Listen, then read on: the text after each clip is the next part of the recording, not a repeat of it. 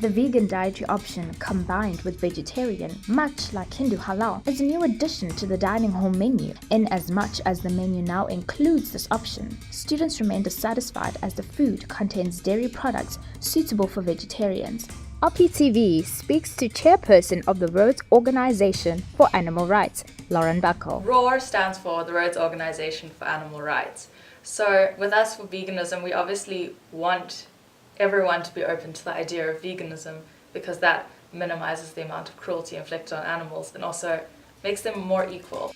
Food tasting was organized by Raw Society and light of Animal Rights Week, along with a meat display among other things. Raw Society remains active in their fight for vegans being accommodated in dining halls. One of the petitions we had, I think, a couple of years ago was to try and get a vegan option in the dining hall.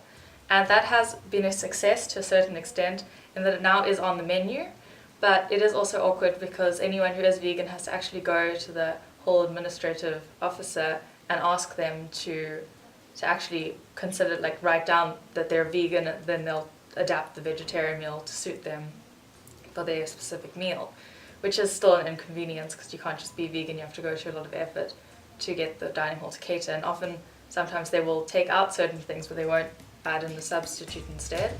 Sitting down with the head of food services, Simon Wright, we tried to find out why it has taken so long for the vegan dietary option to be included in the dining hall foods menu. Over the last few years, RAW has paid visits to us on an ad hoc basis and sort of posed the question to us about introducing a vegan diet.